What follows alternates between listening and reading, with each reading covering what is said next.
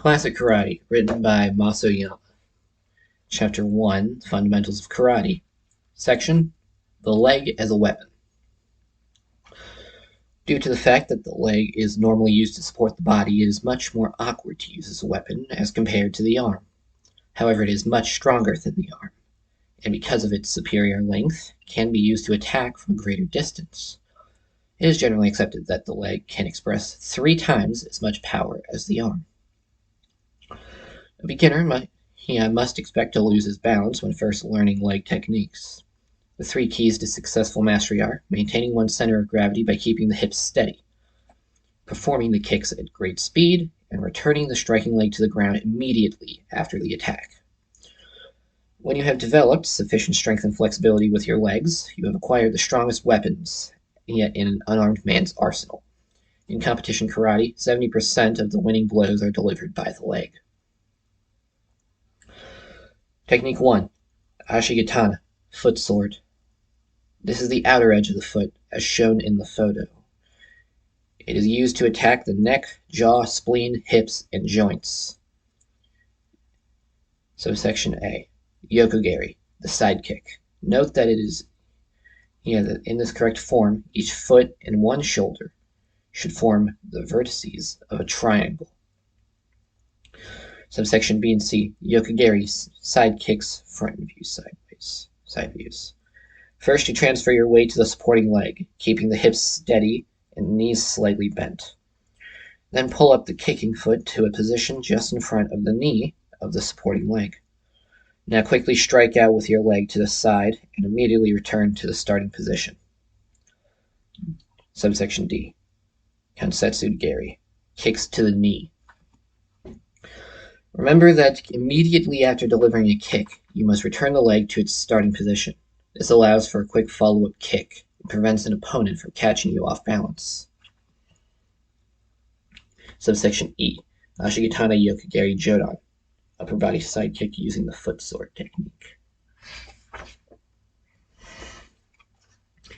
Technique 2. Naka-ashi, ball of the foot. As shown in the photo at the left, this is the fleshy portion, or ball of the foot just below the toes. In order to strike an opponent without injuring yourself, you must be sure to keep the toes bent back towards the chin.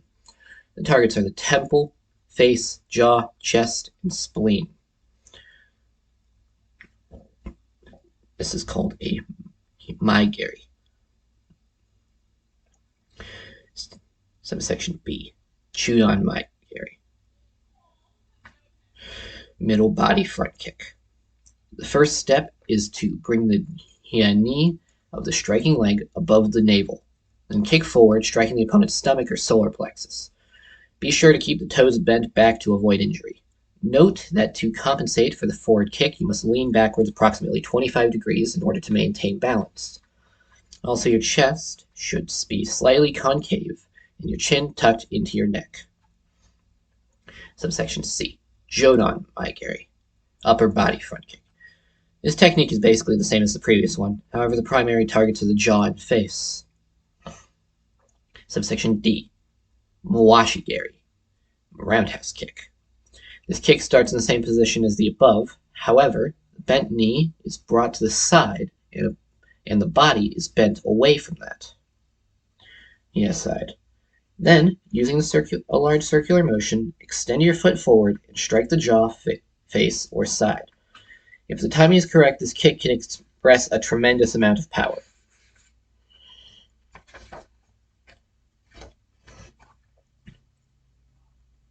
Technique 3.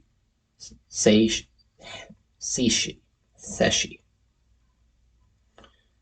Please note, I don't actually speak Japanese. I just know most of the words set in the book, but not this one.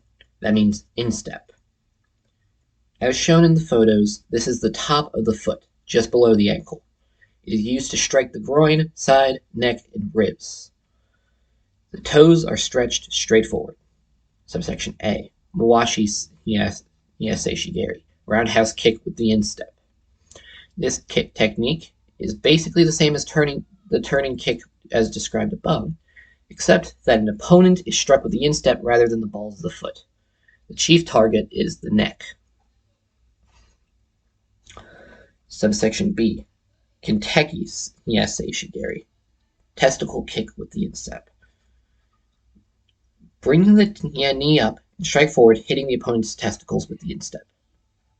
Caution. This target is the most vulnerable part of the male anatomy, so during practice you should never actually strike a sparring partner. Kentucky Gary is an excellent kick for a woman to use against a real attacker.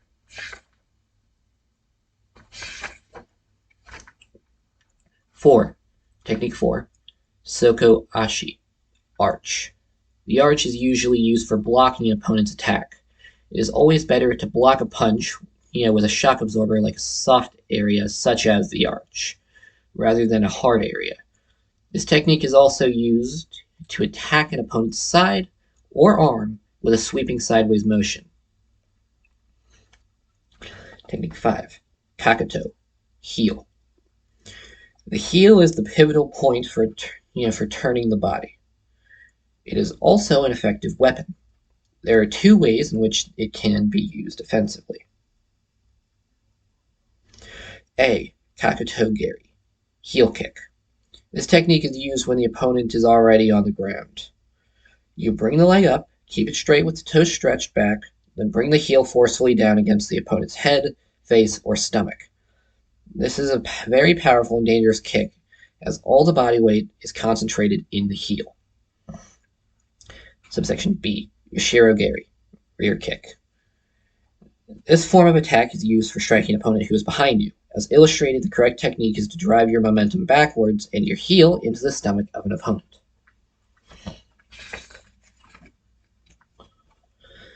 Technique 6. Haizagari, knee kick. The knee is as hard and powerful as the elbow, and also is most effective when fighting in close. The targets are the testicles, stomach, and thighs. Another offensive technique is to grasp an opponent's hair and slam his face down against your knee. The knee and upper thigh can also be used defensively to block kicks from an opponent.